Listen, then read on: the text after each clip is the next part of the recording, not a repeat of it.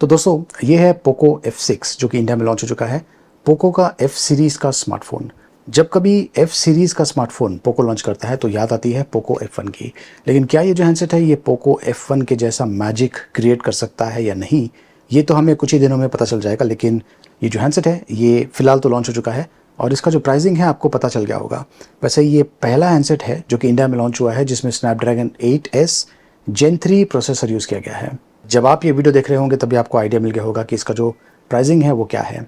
वैसा इसका जो स्पेसिफिकेशंस है काफ़ी अच्छा है। चलिए इसे चेक करते हैं, देखते हैं कि इसका परफॉर्मेंस कैसा है। इन केस अगर आप ये खरीदना चाहते हैं तो देखते रहिए।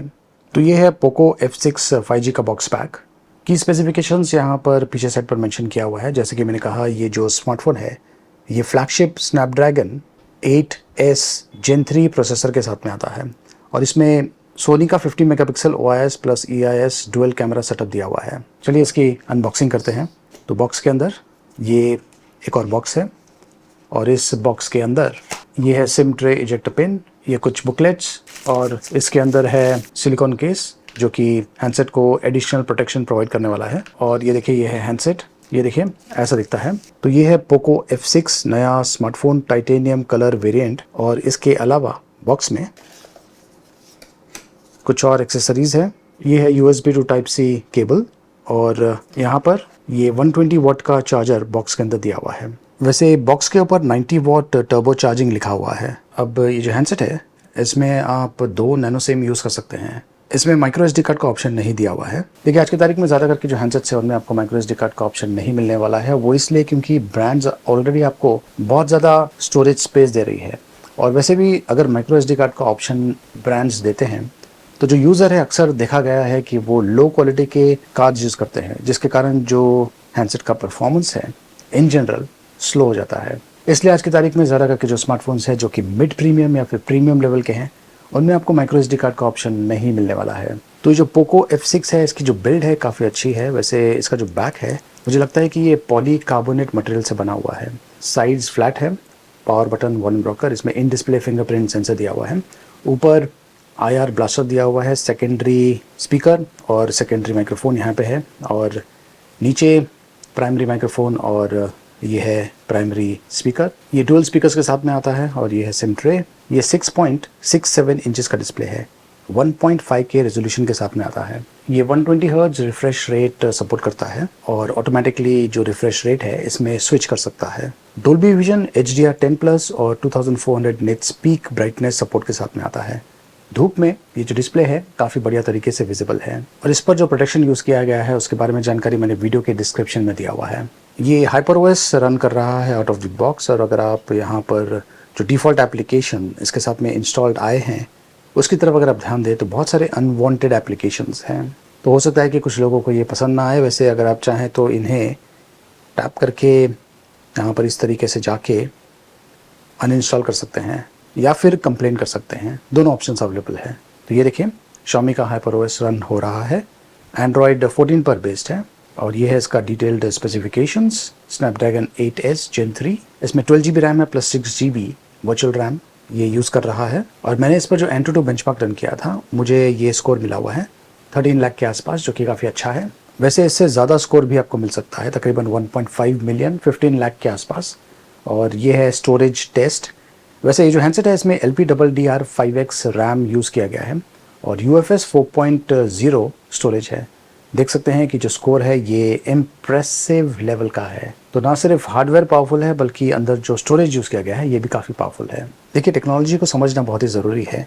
अगर आप यहाँ पर UFS 4.0 का स्कोर देखें और मान लीजिए अगर इसमें माइक्रो SD कार्ड का ऑप्शन दिया होता तो लोग सस्ता माइक्रो SD कार्ड यूज़ करते, जिससे जो परफॉर्मेंस है वो कितना गिर जाता। और फिर वही लोग कंप्लेन करते आगे चल के कि ये जो हैंडसेट है ये इतना अच्छा नहीं है। तो यहाँ पर रियर साइड पर 50 मेगापिक्सल कैमरा यूज़ किया गया है प्लस 8 मेगापिक्सल है।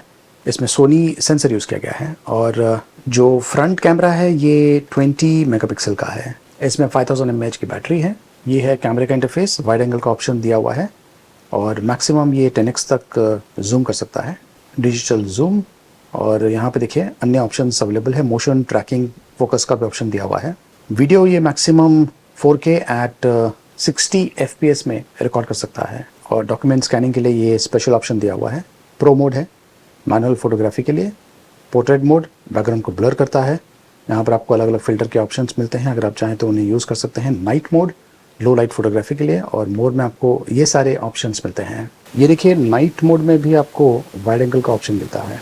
ये देखिए वीडियो में मोशन ट्रैकिंग फीचर, जो सब्जेक्ट है उसे ट्रैक करता है। तो यहाँ पर ये कुछ सैम्पल्स है जो कि मैंने इसी स्मार्टफोन के साथ में शूट किया हुआ है। आज की तारीख में ज़्यादा करके जो स्मार्टफोन्स हैं इनका जो कैमरा क्वालिटी है काफ़ी बढ़िया हो चुका है। जो डिफरेंस है बहुत ही कम होता है, लेकिन कुछ लोग जिन्हें आइडिया नहीं है कुछ ज़्यादा ही डिफरेंस बता देते हैं। यहाँ पर आप देख सकते हैं कि जो स्किन टोन्स है काफ़ी बढ़िया है, कलर्स नेचुरल है, और जो बैकग्राउंड ब्लरिंग है ये भी काफ़ी अमेजिंग है। और यहाँ पे देखिए आउटडोर मैंने शूट किया हुआ है, आउटडोर में भी इसने काफ़ी बढ़िया काम किया है। तो कैमरा क्वालिटी से मैं काफ़ी इम्प्रेस्ड हूँ। ये है लॉन्ग शॉट, ये है अगेंस्ट दी लाइट शॉट, ये कुछ और शॉट्स हैं, ये है क्लोजअप शॉट, फुल काम ये भी काफ़ी बढ़िया आ गया है, और ये मैंने लिफ्ट में शूट किया है। ये है सेल्फ़ी शॉट, सेल्फ़ी बहुत ही बढ़िया शूट करता है, और ये है लो लाइट शॉट 1x में काफ़ी अच्छा है, लेकिन जब वाइड एंगल में आप शूट करते हैं तो वो कुछ हद तक डार्क है। कैमरा क्वालिटी मैं कहूँगा above average to excellent category का, मतलब कि इससे आपको अच्छे शॉट्स मिल सकते हैं अगर आपको अच्छा फोटोग्राफी का नॉलेज है तो यहाँ पे देखिए मैं चल के वीडियो रिकॉर्ड कर रहा हूँ, और यहाँ पर मैं सब्जेक्ट को चेंज करने वाला हूँ। अब स्टेबिलिटी काफ़ी अच्छी है, और जैसे ही मैं सब्जेक्ट को चेंज करूँगा फ्लावर की तरफ कैमरे को लेके जाता हूँ, और ये देखिए इसने काफ़ी बढ़िया तरीके से फ्लावर को फोकस किया है। फोकसिंग बहुत ही बढ़िया है, एंड वीडियो की क्वालिटी भी काफ़ी अच्छी है। चलिए मैं आपको कुछ गेम्स खेल के दिखाता हूँ। ये देखिए ये है गेम टर्बो मोड, जो कि इसमें बिल्ट इन है, और ये है वर्ल्ड वॉर 2 गेम, और इसे मैं आपको खेल के दिखाता हूँ ताकि आपको आइडिया मिल जाएगा कि इसका जो परफॉर्मेंस है ये कैसा है। देखिए जो एंटूटू बेंचमार्क है उसी से ही अच्छा आइडिया मिल जाता है कि जो हैंडसेट है इसका परफॉर्मेंस कैसा होने वाला है। और ये जो हैंडसेट है ये काफ़ी बढ़िया काम कर रहा है। इस टाइप के गेम्स या फिर हैवी गेम्स आप इस पर आसानी से खेल पाएंगे, और ये जो हैंडसेट है ये ज़्यादा हीटअप नहीं होता है, क्योंकि आज की तारीख में जो नए हार्डवेयर मार्केट में आ रहे हैं ये काफ़ी बढ़िया तरीके से ऑप्टिमाइज्ड है। तो परफॉर्मेंस काफ़ी अच्छा है। जो Snapdragon 8S Gen 3 processor use किया गया है ये काफ़ी प्रॉमिसिंग लग रहा है, और आगे चल के बहुत सारे स्मार्टफोन्स में ये यूज़ किया जाएगा, लेकिन फ़िलहाल पहला स्मार्टफोन है पोको F6 जिसमें ये चिपसेट यूज़ किया गया है। और अगर इसका प्राइसिंग काफ़ी अच्छा रहा तो ये एक तरह से हॉट सेलिंग आइटम हो सकता है। अब कुछ लोग ये भी कह रहे हैं कि ये जो हैंडसेट है इसका प्राइसिंग, मतलब कि पोको F सीरीज़ के जो स्मार्टफोन्स हैं इनका जो प्राइसिंग है ये 20,000 के अंडर होना चाहिए। अब मुझे एक्जैक्टली पता नहीं कि इसका प्राइसिंग क्या है, लेकिन इसमें जो चिपसेट यूज़ किया गया है उस पर भी आपको ध्यान देना है। स्नैपड्रैगन 8 सीरीज़ का है, और ये जो 8S Gen 3 है ये स्नैपड्रैगन 8 Gen 3 के कंपैरिजन में काफ़ी अच्छा है। उस लेवल का तो नहीं है, लेकिन काफ़ी हद तक उसे टक्कर देता है। जो एंटूटू बेंचमार्क है इसी से ही आपको आइडिया मिल गया होगा। वैसे डे टू डे एक्टिविटीज़ के लिए ये जो स्मार्टफोन है बहुत ही बढ़िया है। 5000 mAh की बैटरी आपको अच्छा सा बैटरी लाइफ दे देगी, और इसमें 90 वाट का चार्जिंग सपोर्ट दिया हुआ है। बॉक्स में 120 वाट का चार्जर दिया हुआ है। तो ये जो 90 वाट चार्जिंग सपोर्ट इसमें दिया हुआ है इसके ज़रिए ये जो हैंडसेट है तकरीबन 32 मिनट्स में फुल चार्ज हो सकता है। तो ये है पोको F6 5G। अगर आप ये प्रोडक्ट खरीदना चाहते हैं लिंक मैंने वीडियो के डिस्क्रिप्शन में दिया हुआ है, देखते रहिए।